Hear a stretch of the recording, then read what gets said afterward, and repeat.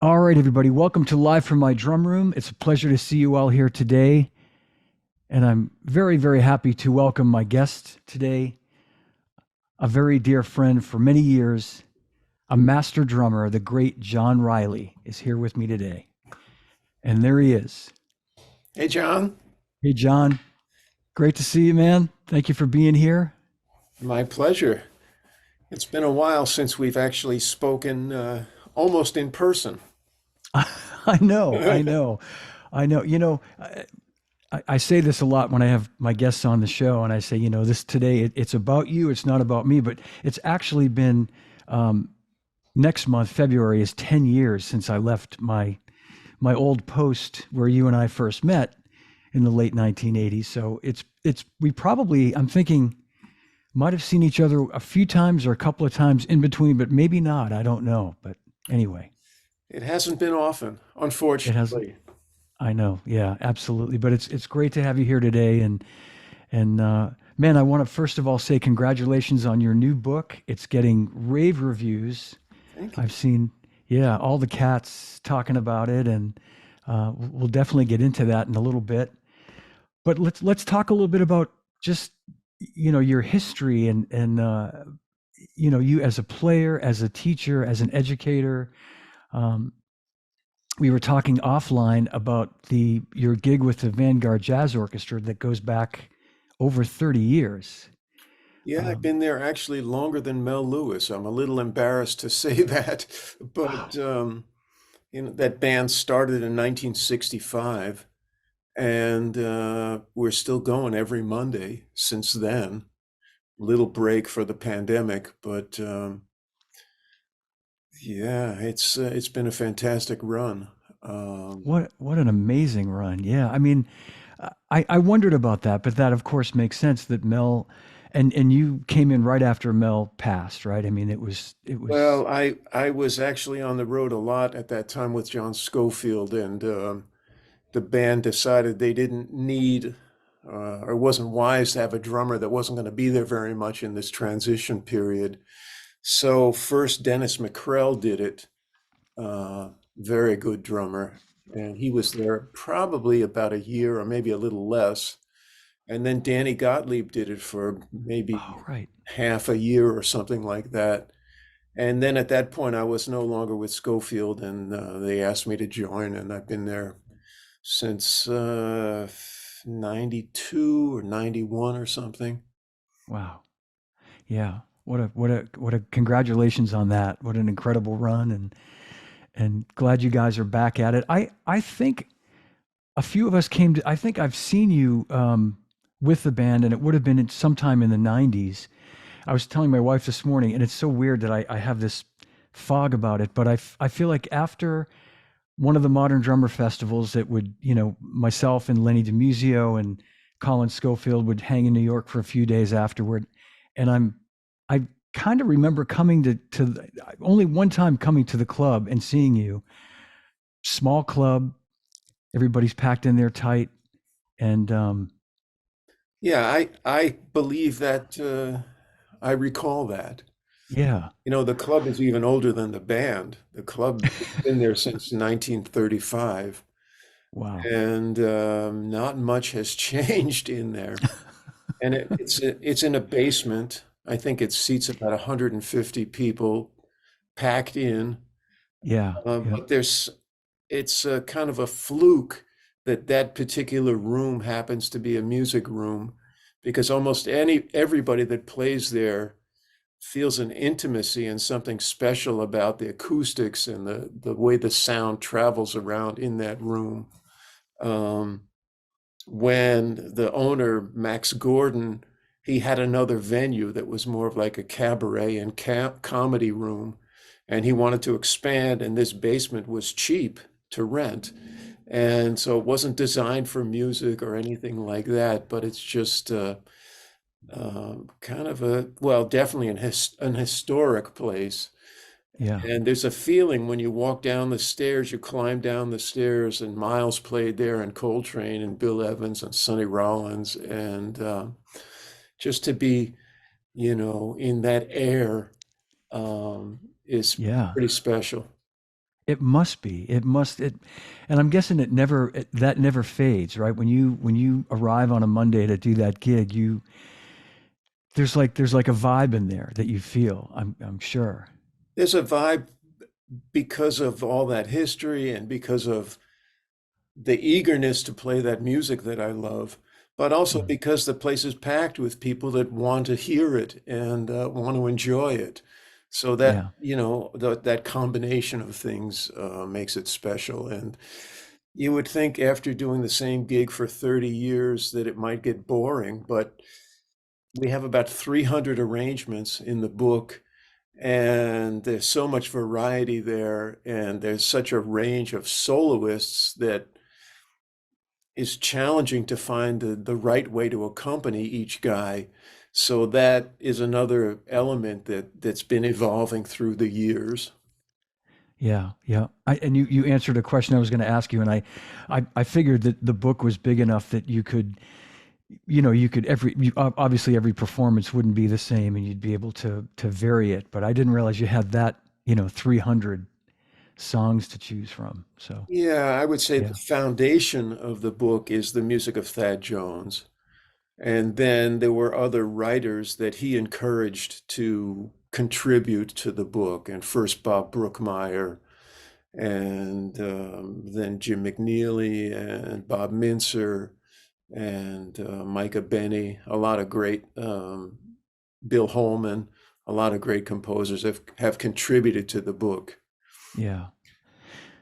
I'm That's in a state now where I almost never open the book, and feeling like liberated with this music that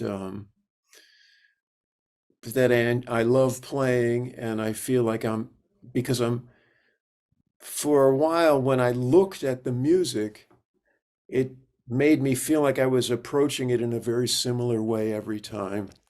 And so I decided to trust that I know what this music is, and I put the parts, the sheet music away. And now I feel like I'm accompanying 16 Sonny Rollinses all at once, rather than wow. I'm reading a chart and playing one, two, three, Betty, that. Yeah, Yeah. yeah. Because every time I saw that accent, I would play the same thing, Betty, but now it feels like just much freer. That's great, man. That's incredible. Yeah. I have to think that gives you this completely more new fresh approach to playing all those arrangements just in a different mindset now, because as you say you're not you're not restricted to feeling like you have to just abide by the book. You're just feeling it more now. Well, I think that my eye, when I was relating to what I was seeing, it made me approach it in a similar way. And, everybody else's parts are more or less fixed, except for Yeah, the yeah. soloists. But I don't really want this band that's been going on for so long to sound like a nostalgic band, or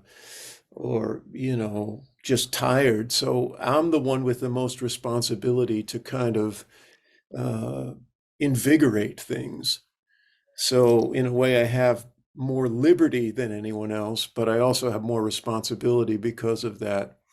But I appreciate that they trust me, Yeah, yeah. so we can take some chances. That's great. By the way, our friend Adam Nussbaum is watching, and he's commenting to the things that you're saying, and he just said, "Yay, ears win." Well, Yeah. it's definitely, for me, it's a combination. But first it was eyes. Well, first it was ears, hearing music and being excited by music in general. And then you asked me about my history and taking lessons from the time I was like 8 years old, with a teacher that insisted that I know how to read and that I knew the rudiments. Mm, And at the same time, he was also teaching me how to play a gig, like how to play a bossa nova and how to play a polka and how to play a rumba, and how to play two beat and a waltz. And so that I still use those things, Yeah, yeah. all these years later. Isn't that something? I know. And I don't know about you, but I'm guessing when you were 8 years old, you probably thought to yourself, when am I ever going to use any of this stuff? I want to play Spangalanga, but here you are using it a Well, few actually, years I, later. I wanted to play like Ringo and Dino Danelli and Mitch Mitchell, um, Yeah. at that time. It turned out okay, John. I think it turned out okay, going Well, in a different direction. thanks. I started to hear this jazz music, and it just felt to me like drummers had a little more liberty and a little more impact on the flow of the music, because it wasn't quite so repetitive. And the first jazz records I heard were the soundtrack to the Gene Krupa story Yeah. and a Max Roach record. And the Max Roach record I didn't understand at all. But the Gene Krupa record I could kind of hang with. Yeah. And I would play with that record every day in the basement in New Jersey. When I was, working on rock beats and my rudiments and all that stuff too, I still was playing along with this Gene Krupa record. And I remember there was one tune in there, I think it was Back Home in Indiana, which was a fast swing tune. And I couldn't make it to the end of the tune. I just kept hitting it and hitting it and hitting it until I had the endurance to make it to the end of that song. Wow. Yeah. How old were you at that point? I got that record from a fifth grade teacher that I had. So I don't know, I was 11, Yeah, something yeah. like that. And I find a lot of it's interesting you mentioned Gene Krupa too. I think maybe more so than a lot of great founding father jazz drummers. Gene seems to be the one that a lot of rock drummers kind of gravitated toward. Probably because, as you said, Max was over a lot of people's heads, and I mean he certainly was for me when I first heard him, and Buddy was kind of over my head, and just from the standpoint of just his technical prowess. But Gene had this um, every man kind of approach to it. Just like you knew, I mean, he was playing some great shit. I mean, it wasn't simple stuff, but it was. I think it made kind of it was a more sort of popular style. I think for drummers to kind of gravitate toward. Oh, I agree. And Yeah. when I think maybe I heard Carmine Appice before I heard Gene. And when I heard Gene, I thought, wow, he stole all of Carmine's stuff because of the way he played on the tom-toms. Yeah. Yeah. Um, so there was definitely this connection Yeah. in rock and roll and to Gene. He also played motivically, maybe he played simpler ideas and he hung with them longer than Max or Buddy. And so Yeah. that made them more uh, understandable for us kids. Hmm. Right. Incidentally, I think Carmine would tell you that Gene stole all his licks. Probably, if we were to ask Carmine, he'd go, He's "Yeah." written a book about it. Realistic Gene. Realistic Gene, right? Exactly. Oh man, I'm gonna throw a quick question at you real quick. And by the way, our friend Mike Vosbean is watching also, Oh, wow. and says great book. And we're talking about the master drummer John's latest book, which we're going to get into in a minute. But Anthony Casina has a quick question for you here. He said, um, "Please ask John if he would share with us what Joe Morello showed him about solving his own problems so he could become his own teacher." It's an interesting question, and I hopefully you understand it better than I do, John. Well, I do understand it. Okay. Joe said that, well, he had a lot of specific things that we worked on, but basically the idea was that these were things that he discovered helped him play better. And he said that by showing me how he solved his problems, he was hoping that he was teaching me how to solve my problems. I see. So Okay. that was the essence of it. I see. Okay. It Yeah. sounds more complicated than it is. Well, I should know. Anthony always asks great questions, so I should have known that it wouldn't throw you by any means, and that it would be a good question. So Well, yeah. I should follow that up and say that Joe was a very particular kind of teacher, and he gave very small assignments, but expected significant dedication to working on those assignments. And he was really generous. Um, and I'm very grateful that I had that time with him. And the way I found out about him was Danny Gottlieb told me about him. Um, I had gone to this Ludwig Drum Symposium, I think in 1971, at the University of Miami Wow. Yeah. and in Florida. And Roy Haynes was there, Carmine was there, Gary Burton, Joe Morello, all these world-class players that hadn't been around at all. And so I attended all these classes, but it was a little bit too much for me. On the plane ride home, there's these two kids sitting behind me with drumsticks out, and they're wailing on the back of my seat like ferociously fast. And so I turned around and I kind of recognized them from the symposium. And one of them was Danny. And Wow. we were flying back from Miami to New Jersey. And so we talked a little bit about the symposium. And he said, "Well, who do you study with?"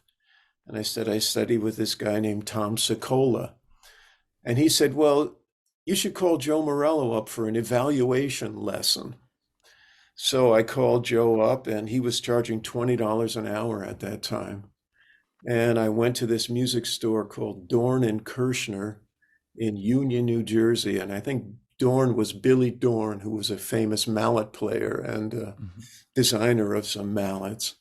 And I went there, and Joe evaluated me and kind of spanked me, but was very inviting and encouraging. Mm. So then I started going and taking regular lessons. In fact, I would go and hang out. He had a practice room, a little waiting room next to his teaching studio.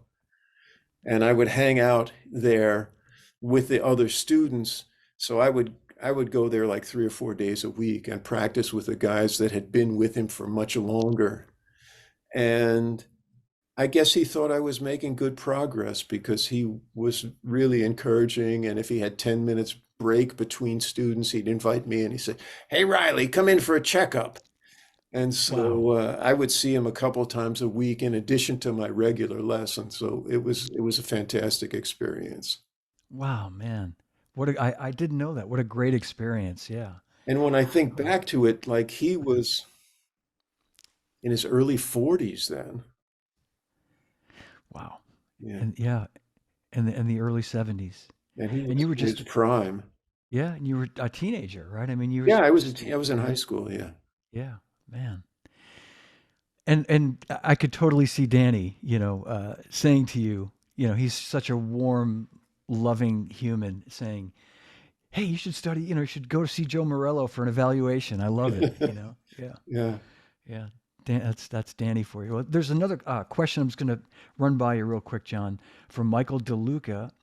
And he's saying, relax. He's asking about a relaxation technique for up-tempo swing. Well, um, since I studied with Joe Morello, my awareness of using rebound really increased.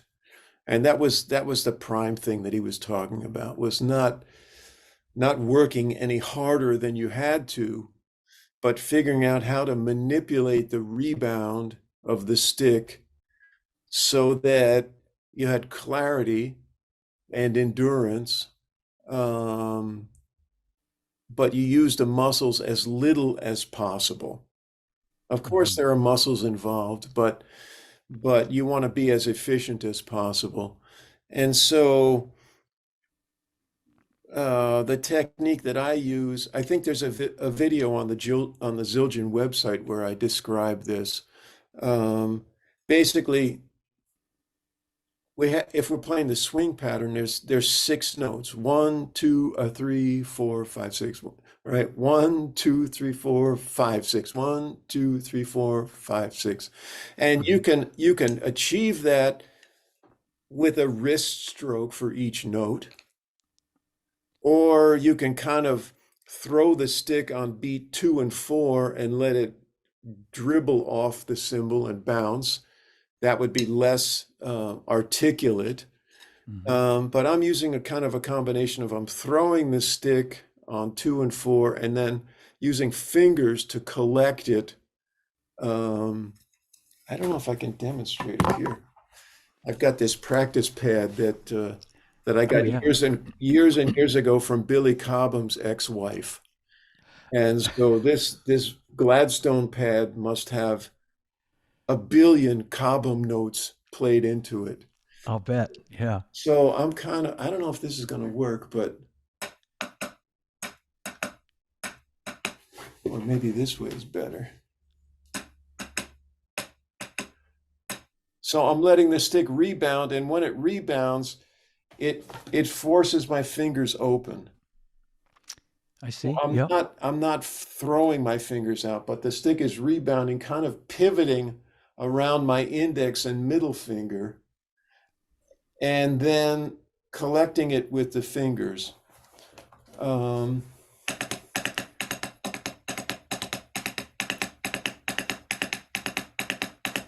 and I kind of try and think of the sound of like a galloping horse.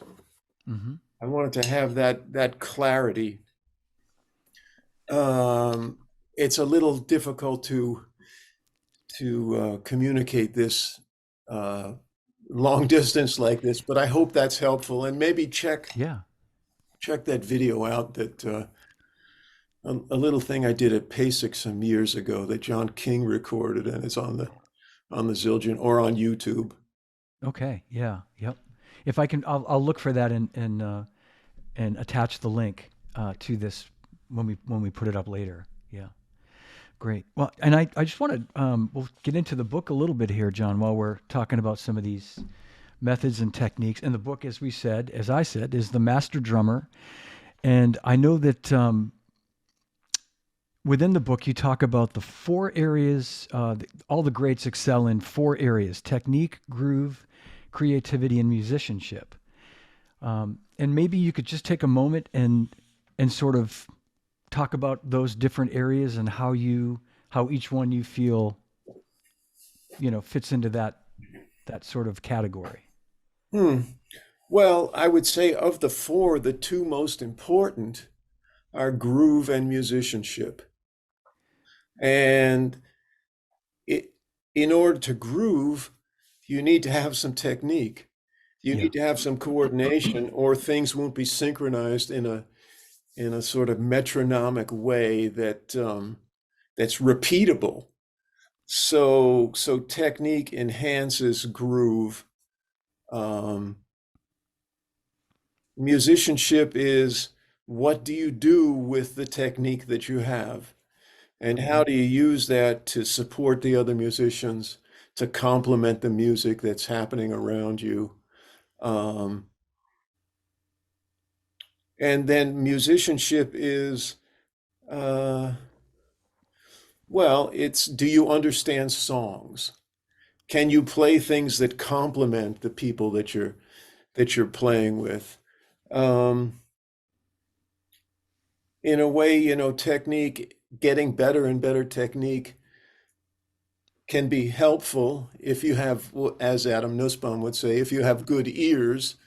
Hmm. Um, but technique is, as Joe Morello used to say, technique is a means to an end, not an end in itself. And so this combination of elements, um, having control of the instrument, playing in a way that's sympathetic to the music you're involved in, um, complimenting the musicians that you're playing with. I think in the most basic terms, our job is to unify and inspire the band. And with a level of control, with a metronomic sense, with the ears to hear the form of the music, with the ears to hear the energy or emotional direction of the other players, you can support in a way that will get them to invite you back for the second night. Which is very important, which is yeah, no, I think that's what a great answer. And I think and if I'm understanding correctly what you're saying, I think um I know I won't say that I'm guilty of it, but I think it's easy for people to confuse technique with chops and think that um, that it's. I think what you said at the very beginning is so important, John, about how you need good technique to groove. But I think sometimes people. I know when I was younger, I equated technique to just like incredible rudiments and speed and chops, but I don't think that's what you're saying. You're saying technique. You're saying playing clean and playing smooth and developing your playing is your technique. And those are all the tools that you need to groove and to play well with other musicians. Oh, I agree with that. And aligned with this in a way, so I said there's four components. In a way, the easiest one to develop is technique, because Hmm. you can develop that by yourself, whether you've ever listened to any music or not. You can get faster on your paradiddles with a metronome. But Right. that doesn't mean that you're going to play them in a place that's musically appropriate. So we need some context for things. That's why that's why we listen to Max Roach and listen to Steve Gadd and listen to um, Elvin and Buddy and Tony to figure Right. out what kind of choices did they make, and can we learn from those choices? Can we steal ideas from them and then personalize them? Hmm. That's sort of where creativity comes in. Uh, Yeah. but but cultivating your ears, developing a sense of how to communicate with other musicians, those are separate endeavors from getting faster paradiddles. Uh, Right. and Yep. having even faster paradiddles doesn't compensate for having no ears. Right. Yeah. Exactly. No, it's great information. This Oh, is thanks. Yeah, this is fantastic, and I think we should charge everybody watching whatever you charge for a lesson. I'm just happy to be here with you and with Adam and Michael and everybody else. Wow, thank you, and likewise, so happy to have you here. And um, I want to just ask you a couple more things about the book. I remember when you did the Art of Bop Drumming back in the mid '90s. I remember when that came out, and that was an instant classic. And Beyond Bop, and what what would you say this book has that those two books don't cover? What are some of the things that? Well, it has more. Um, well, there's a video involved, and so there's video examples connected to every aspect of every element discussed in the book. And so there's more playing actually and physical play. You can see me playing and describing what I'm thinking about. So I think that the application of all the stuff that's in the other book is perhaps more vividly presented with the supplemental material of the video. Great. Okay. Yep. Great. Okay. And I should mention too that the book is available. I don't know if I said this, but Hudson Music, of course, has this book. It's released under Hudson, and Rob Wallace. Not surprisingly, you have all this great other content available with it, as you say, supplemental information. That's a huge plus. So, um, is do you see the Master Drummer in terms of the three books we talked about, the Master Drummer, Art of Bop, and Beyond Bop? Is there like a an order that you would that someone would go through, like one book to the next? Would they? Well, I guess the art of bop drumming would be the first one.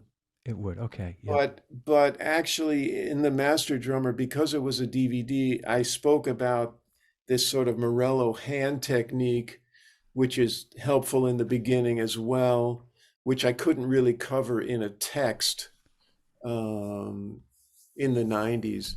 So there's some overlap, but definitely the art of bop drumming before beyond bop drumming. Yeah. Yeah. Okay. Um, and are you still teaching privately, John? Do you still have time to take private students? I have some private students. I had one scheduled for after us today who called me and he said that he was in traffic court because he had too many parking tickets and he didn't think it was going to take this long, but he had to cancel the lesson. Oh, poor guy. Oh no, that's not a good sign. Uh, well, Not a I good thought you were sign. gonna, yeah, I thought you were gonna say he said I'm gonna watch the live show live from my drum room and get a free lesson today, not have to pay for it. Well, he might be doing that too, but when he told me how many parking tickets he had, I don't know if I was sympathetic. It wasn't sympathy I Oh was man, feeling.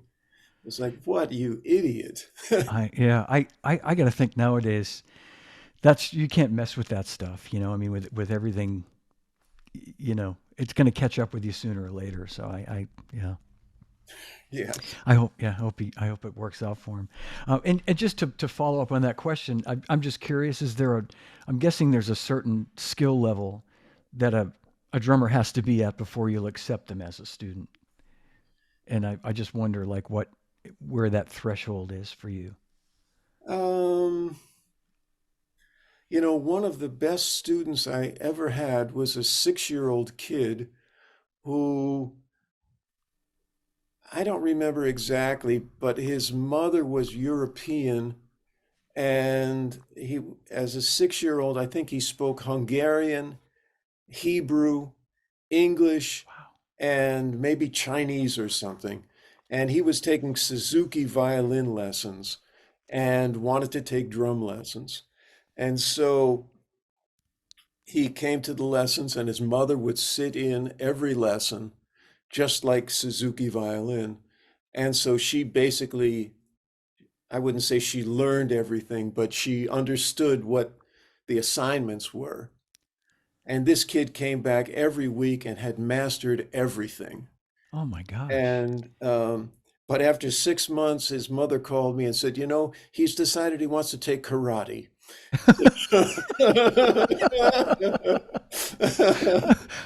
And now he's probably a black belt. He could be. He could be. Third degree. Yeah. Most Wow. of my teaching is at the Manhattan School of Music or at this university in Pennsylvania called Kutztown. So Uh-huh. most of my students have had a lot of experience already. But if someone is eager, I'm happy to try and help. Yeah. Okay. And I was going to mention Manhattan School, and you've had a long association with them. I know. Yeah, Yeah. yeah, I've been Yeah. lucky to have so many students that inspire me. Just trying to stay 1 week ahead of them. Yeah. I'm sure that's not a problem. Oh man. Well, there's a couple questions that came in through Facebook too that I just want to get to before I run out of time here. And this is from Charles Prim. Um, Very basic question on comping here for Mr. Riley. What is the real secret for learning to play the left hand and right hand foot independent of the steady patterns of the right hand and left foot? So I guess it's an independence question. So, what is the real secret for learning to play the left hand and right foot independent of the right hand and left foot? I've been playing for a long time, still have lousy comping skills. Uh, Thank you for the great books. Thank you. Well, I think one of the things that we have to develop is the ability to put one or two of our limbs kind of on autopilot. And so the ride cymbal and hi-hat, you want to have the I don't know, muscular conditioning and brain conditioning to have to get those two things to go on their own and have that require only a small percentage of your brain power. Hmm. So then your brain power is available to, let's say, at first synchronize what the left hand might play, or to introduce what the left hand might play, and have it introduce an idea without the ride cymbal or hi-hat pattern distorting. And so I would suggest starting with the simplest thing, which is playing quarter notes on the snare drum while you're playing the cymbal pattern. So Hmm. bop, bop, bop, bop, dit, dit, dit, dit. And then can you play all the upbeats with the left hand while you play the cymbal and the hi-hat pattern?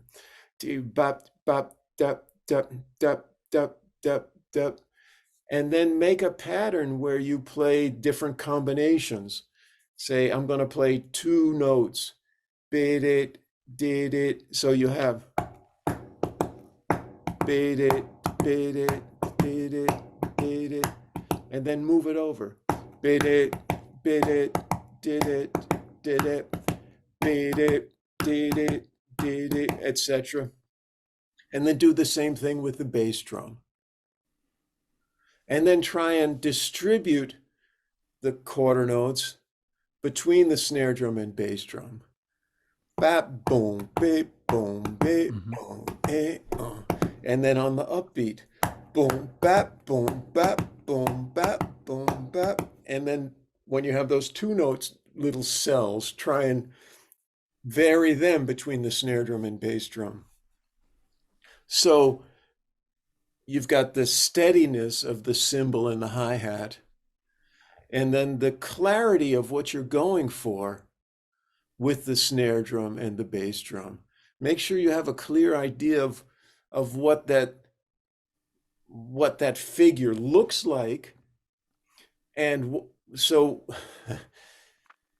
when I'm learning a new song, and let's pretend I don't have any sheet music, but there are important elements in that song, like there's a stop at a certain point and there's an accent at another point. When I'm playing that song, I'm trying to get it to imprint on me in four different ways. Like, what is this song what does it sound like, that stop on beat one? What does it feel like physically to stop on beat one? What does it do emotionally to the music to stop on beat one? And what does it feel like physically to make that thing happen there? So Hmm. it's the same kind of thing when I'm comping or learning how to comp. What does that figure one end? What does that look like? What does it sound like? What does it feel like emotionally? And what does it feel like physically to play? So I have this four different frames of reference that help me um, achieve what I'm going for with clarity and with consistency. Does that make sense? It does make sense, yeah. And just to jump back a second, um, when you're playing those individual parts, you're playing quarter notes with the hi hat, with your left foot on the hi hat. You're playing If I'm when playing you swing, I'm probably playing 2 and 4 with the hi-hat. with the hi hat, yeah, Yeah, but if I was playing eighth notes on the ride cymbal, I could play 2 and 4 on the hi-hat, or I could play all four quarter notes on the hi-hat, kind yeah, of like Tony did. yeah, yeah. And when you're doing those four different things, when you're in the moment, when John Riley, when you're sitting there, if it's a gig and you have music in front of you, you're not thinking about those things though, right? I mean, those things are just kind of happening in your mind. Right. It just happens for you. It's Yeah, I'm perceiving what's the events in those four different ways simultaneously. yeah, But that helps me, the second chorus of the song, know what's going to happen. right. That's my objective, is to not sound like I'm sight reading or guessing what's going to happen on the first or second playthrough. My goal, I don't know if I ever achieve it, but my goal is to sound like I wrote the song. That's the Yeah, way I want to sound, right? yeah, And yeah. No, so it's if you're great. Yeah, comping, you want your comping to have that same kind of clarity, like you exactly know what you're doing and you intend to play that snare drum note there and that bass drum note there, and there is in relation to the ride cymbal. right on. Okay, yeah, and that's something that people should aspire to achieve, that ability to develop that ability to do that. Oh yeah. Yeah, I mean that's I mean, and I think that's maybe what Charles Prim is getting at, is that you need to be able to develop that ability so that you can do what you just said, and you can in the moment be owning those comping parts. Yeah. Yeah, Yes, you need to hear what you're playing and where it lays inside the time. right. And um, it gets back to how much can you put on autopilot. I mean, I remember when I first started to learn how to play a rock beat, I was had to synchronize every eighth note, like one and two and three and four and one and two and three, and like which bass drum notes fall with which right hand notes. Where does the Mm, backbeat fall with the hi-hat? And then after a while, I could do that without thinking as much. mm, And then I could start to hear what the other musicians were playing and why the drummer was playing the particular thing he was playing. And so in jazz, this, you can't really be thinking about the placement of each one of those things. It has to go, and then you can do, as I said, you could play.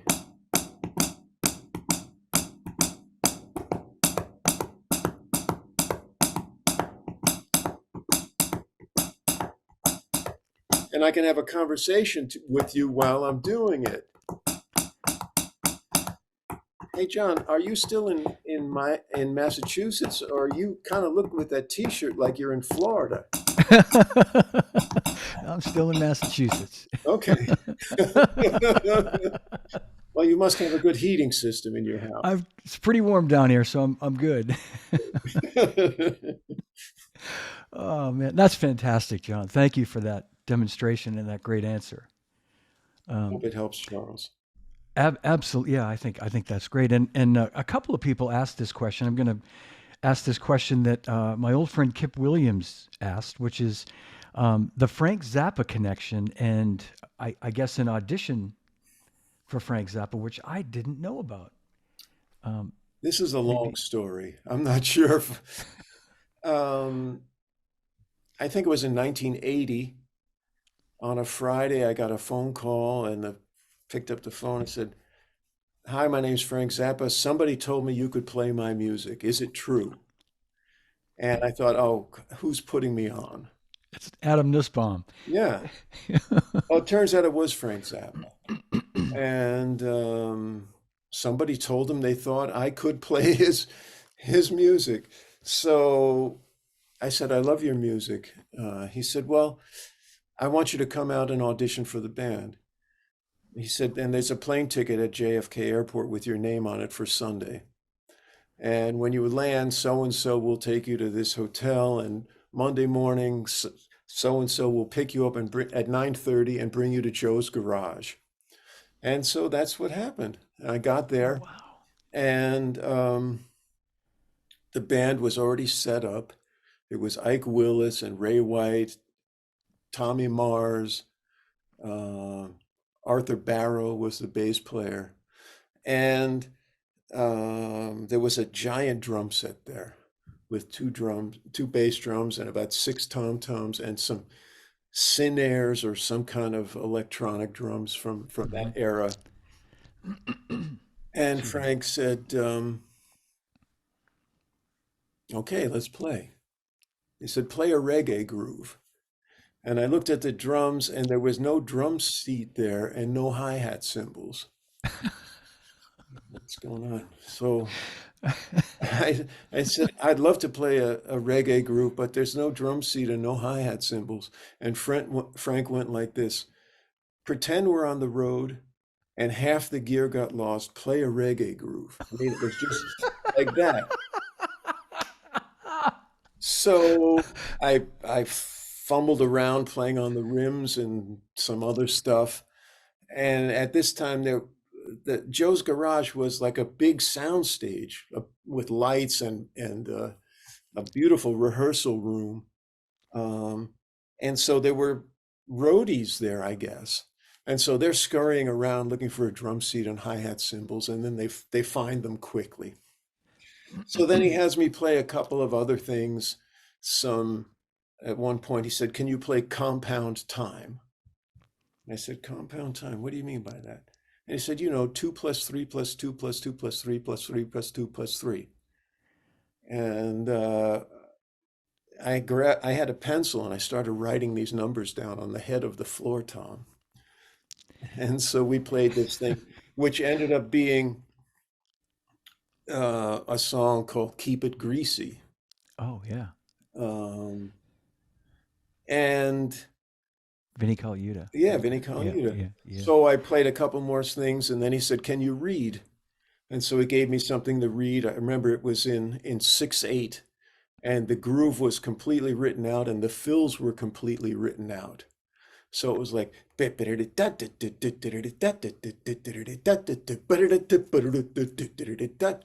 and then there was one called Pedro's Dowry, which kind of looks like the Black Page.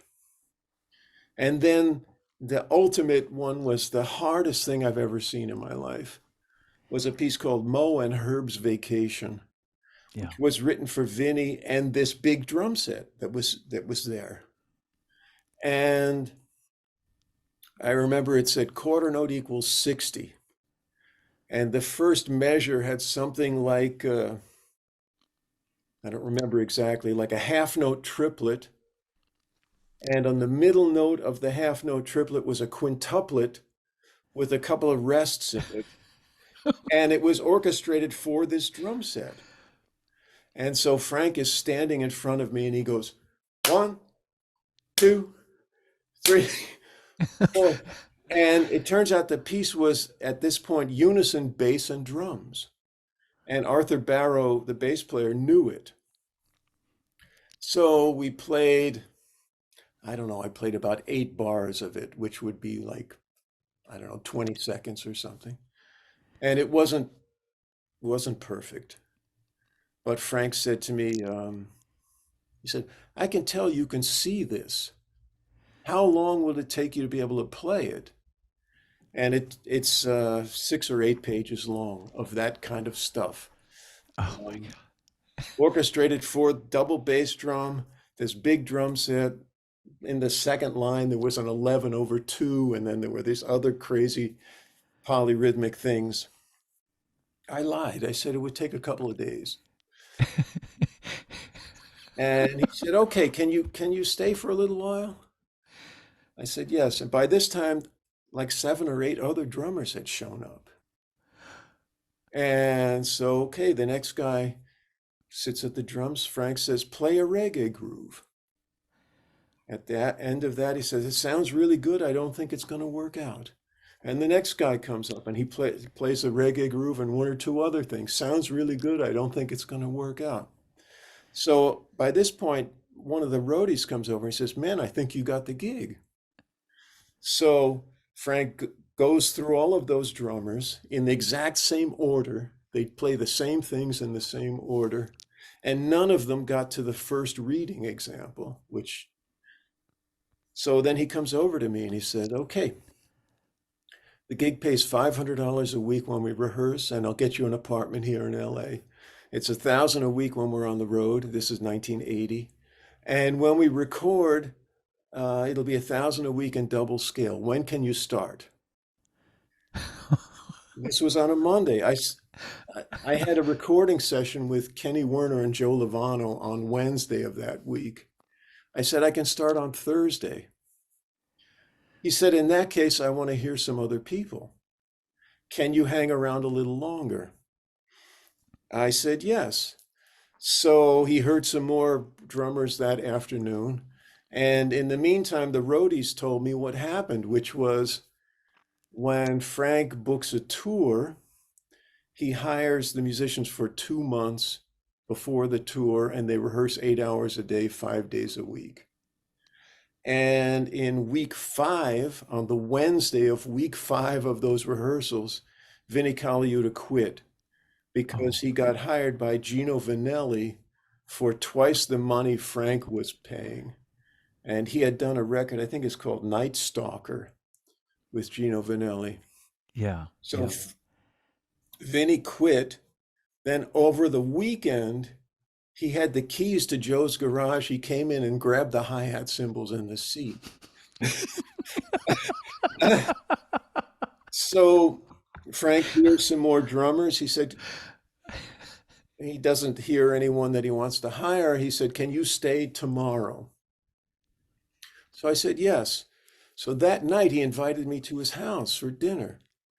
And he was living in Laurel Canyon, I think a house that Lady Gaga bought recently.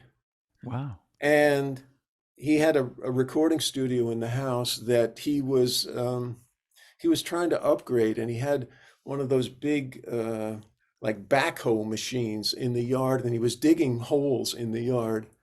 And he had these cement vessels like you would have in a sewer, um, and big metal barrels that he was putting in these holes, and he was running cable out to put different microphones in each of these chambers to find the perfect kind of echo and reverb.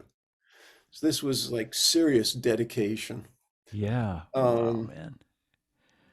so the next Wow. day, he invites 3 other drummers and I to play kind of a round robin thing.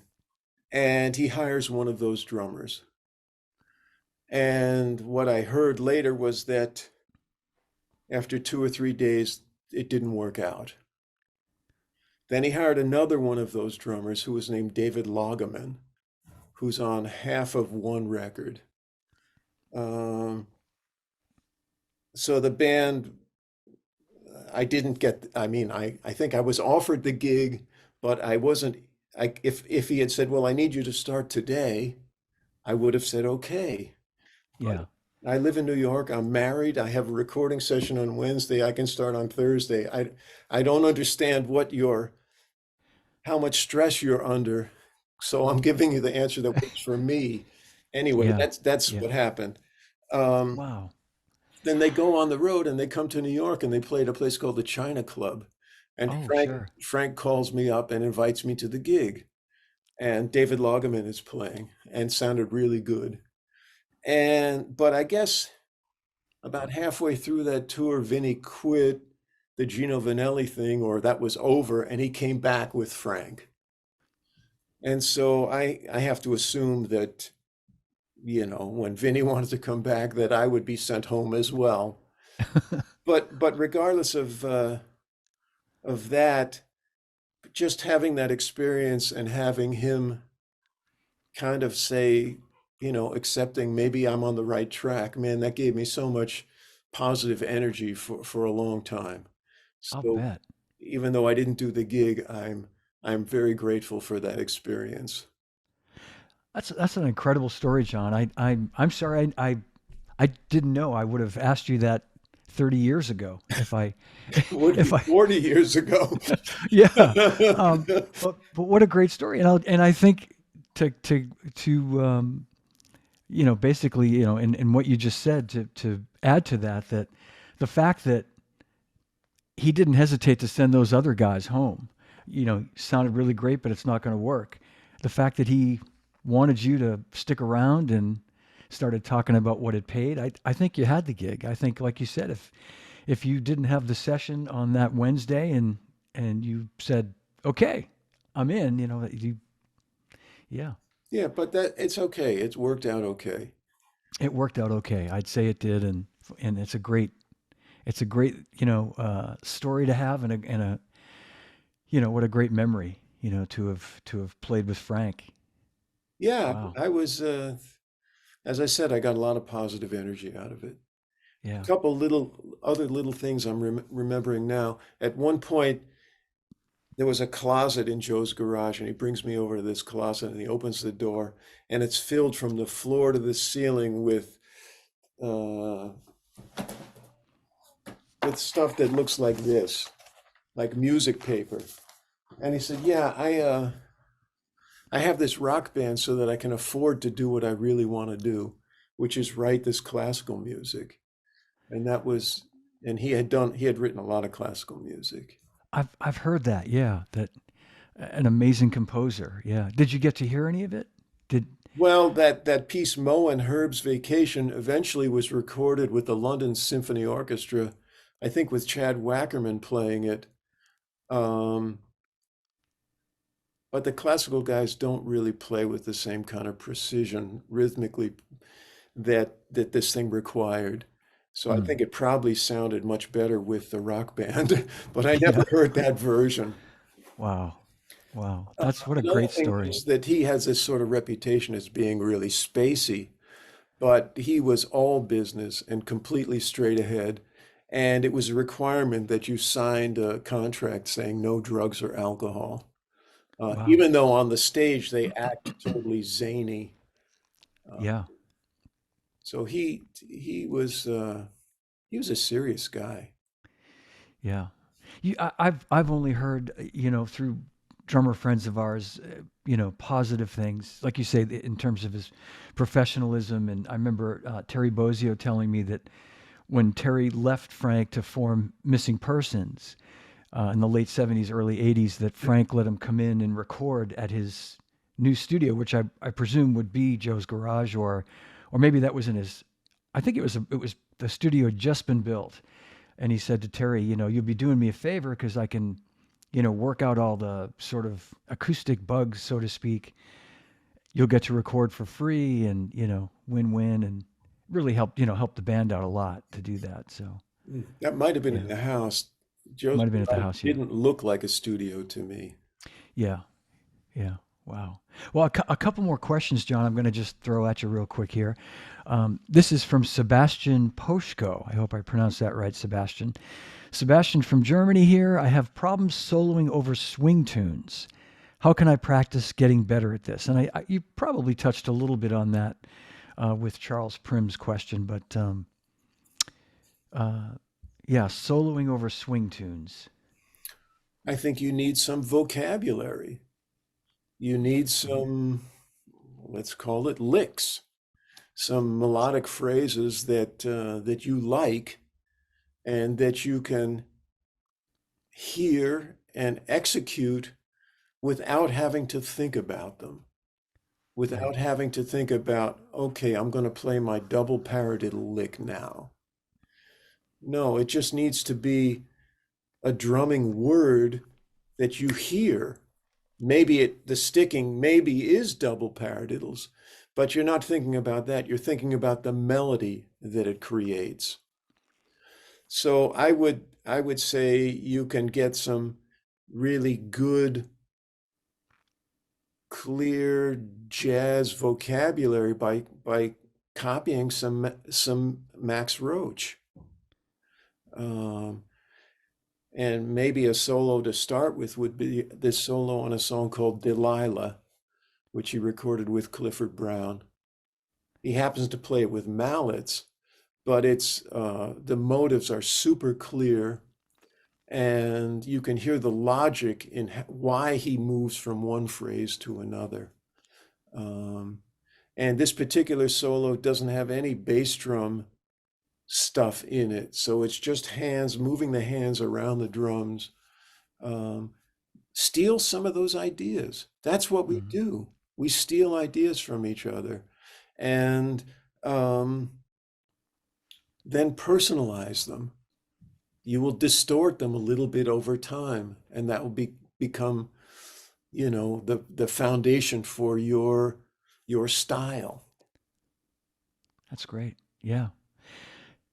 And you're absolutely right. I mean, I hear so many drummers, pro drummers at your level say that I got this idea from, I heard something Tony play or that Elvin played or Steve Gadd or someone like that, yeah, and make it your own.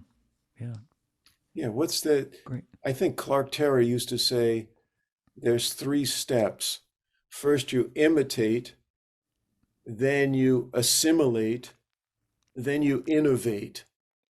Yeah. First you have to imitate. Yeah. That's Like great. Carmine is imitating Gene Krupa. Yeah. Or maybe Gene Krupa was imitating Carmine.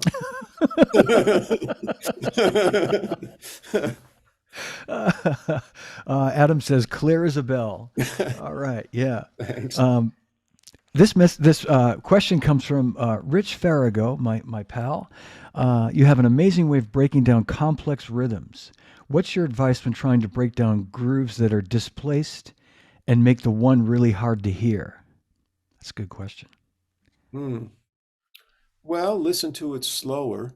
See if you can slow it down. And the first thing you want to hear is, where does this thing repeat? Where does Yeah. that loop repeat? And then try and find a logical place for the one to be. And sometimes it's not the drummer that spells out where the one is, but it could be where the harmony is in the song. And I can think of a bunch of Tower of Power songs, like the one that goes,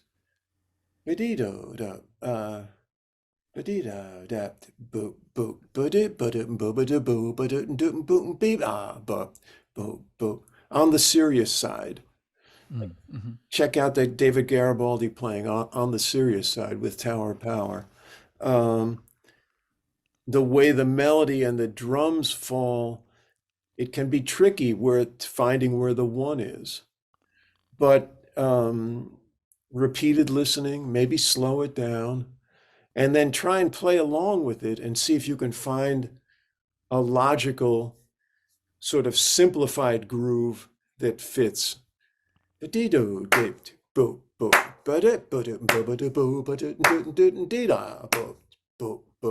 So this thing starts with a 1E, beat-o, and Mm-hmm. we want to hear that second note as beat 1, but it's not. Yeah. Yeah. Dee-da-da, beep, beep, boo-dip, ba-doop, boo-ba-doo-boo, ba-doo-doo-doo, dee-da, ba, boop, boop. I think the more after you get comfortable with a couple of these things that are throwing you off, the next ones will become easier and easier, Mm-hmm. because there's only so many places, so many ways to flip it. Yeah. Yeah. And I'm guessing too, you can develop your ear. The more you do this too, you'll be able to find one more easily in those hard to find places. Your Yeah. ear will be a little more accustomed to, yeah. Now there is a guy on YouTube, a great drummer that analyzes um, tunes with weird rhythmic elements. And what's his name? Gabe. It's an Israeli guy. Oh, okay. Let me find it so I tell you the right thing. Okay. And I'm going to I have one more question for you Mhm. before we wrap up after you, after you find who you're looking for. Yeah. I'm listening. Oh, okay. So here's the question. And I hope I pronounced Paul's last name correctly. Paul Kobalars Mhm. uh, said he saw you last night with the Harrisburg Jazz Collective Big Band. That's true. Yeah, great performance. I have two questions. What type of cymbal do you use on your left side? Very unique sound. Hmm. And how do you muffle your bass drum? The cymbal that I used on my left side was an 18-inch pre-aged K. Oh, yeah. It's got to be about 20 years old, something like that. Probably even older, John, I'll bet. Maybe. Yeah, Yeah. yeah. And it's in the car. I could get it now because I have a gig tomorrow night also. Um, yeah, that's the cymbal, and I've used that a lot. Yeah, yeah. People seem to like it, and it feels good to ride on, and also it's not so hard to crash. And what I mean by that is some cymbals have a stiffness to them where to get their good crash sound, you have to play it like louder than I want to play most of the time to get the Hmm. metal to flex and the sound to open up. Yeah, yeah. So this one has a nice combination of being a good ride cymbal, but also easily crashed. What was the other part of the question? The other question was, how do you muffle your bass drum? Well, that bass drum was a 20 Yamaha, and I'm using those fiber skin FD3 heads on the drum, Hmm. which are a little thicker, and I think they might have a ring built in to them. Yeah. And I think there's no muffling on the drum. Okay. I was I going to, have so it tuned wide pretty open. much almost as low as it goes to play in a big band. Yeah. Um, And you have one of those in the front head as well. The front head is the yeah, fiber they're both skin, the same. both the same. Yeah. Interesting. Yeah. And nothing inside, wide open otherwise. I'll bet it sounds beautiful. I like it. Yeah. Oh, here's Okay. the guy. Okay. Okay. My mom never came home from her trip. There's gotta be a way to Come find her. on. You're breaking into her email? Who are these? Commercial on YouTube. Yeah, I haven't started paying for YouTube yet. No, I refuse to. Shows nostalgia can help you remember ads. Stop. Okay. Guy's name is Yogev Gabe, Yogevgabay. And he's um, really good at analyzing strange rhythmic stuff and notating it and breaking it down. He's a really good drummer, but Mm, he's got a YouTube channel where he does this kind of stuff, and I would definitely check that out. okay, great. And so, folks, while you're on YouTube subscribing to my channel, Live from My Drum Room, check out his channel as well. I'm not And trying to create competition, but it's a totally different thing. yeah, That'd be yeah. good. Okay, no, thank you for that. Yeah. And there's I'm going to just ask you one more question from my friend Dan Peterson. Any story behind the recording with Miles Davis and Quincy Jones at Montreux? Um, You can share any yes. So Montreux is in Switzerland, and the producer of the festival was named Claude Nobbs, and oh yeah. he had Quincy Jones as the musical director for the festival for years.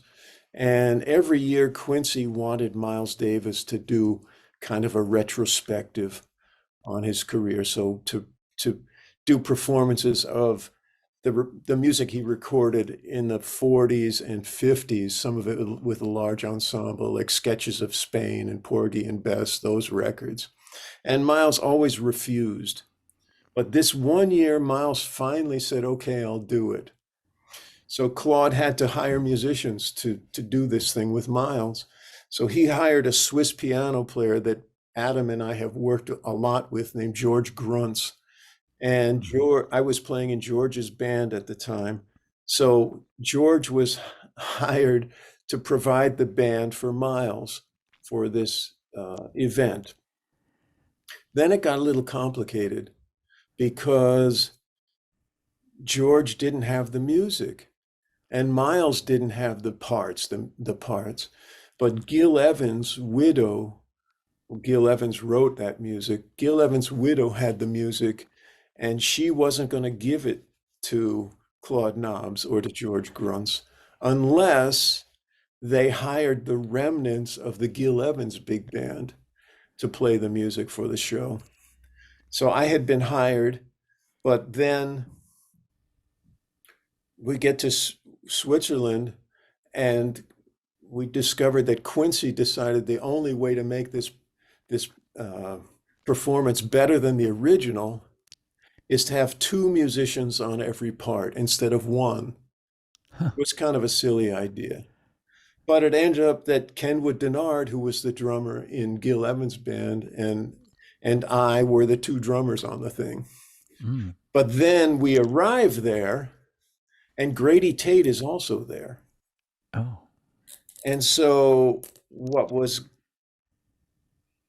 Kenwood and I thought was that I was going to play drums and Kenwood was going to play percussion.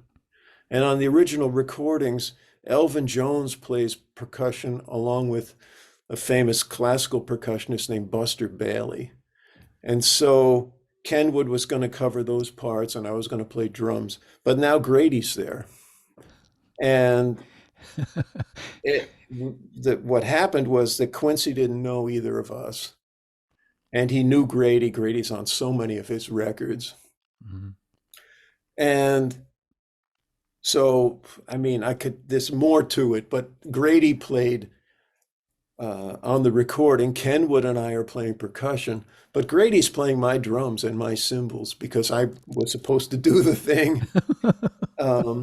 It was funny because Grady told me, I had worked with him a bunch. He was a singer also. And we get there and he said, man, I don't want to play with Miles. I'm nervous about playing with Miles. I've never worked with him. You were hired. You should be playing drums.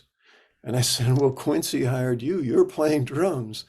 And so it was kind of interesting to see this guy that I always looked up to from all the records he made with Korea and with Quincy, and to see him a little nervous. Yeah. But in the end, he sounded great, and Kenwood and I had a good time playing percussion. And it was another one of those situations where it was kind of unusual, but I was really honored to be there and to be around Miles a little bit. And anyway, That's wow. And then the funny thing was that he passed away about 3 months later. So I think that Miles passed away about 3 months later. I think that he knew his health wasn't so good, and maybe that's why he finally agreed to do this thing that Quincy had been bugging him to do. Yeah. Yeah. I'll bet you're right. Wow. And what a moment for you to be part of that, It was Yeah. it was a magical night, actually. Yeah, I'll bet. We had a couple days of rehearsal and with Kenny Garrett and Wallace Roney, and it was really fun. Wow. Fantastic. Well, John, thank you so much. I appreciate you giving so much time today to do this, and Likewise. well, and a pleasure having you. And I'm glad it's not bumping into a lesson. Um, but I mean, He's I hope parking you're his car now. No. I was going to say I got to run myself in a little while. My band is rehearsing tonight, and I've got to drive about 40 miles up through Boston in the afternoon, which is never fun. But otherwise, we could talk all day, I'm sure. And it's been a pleasure. Well, thanks. Thank you. It's great to see you again, and it has been too long. And thanks for the great discussion and for mentioning the book and for all that stuff.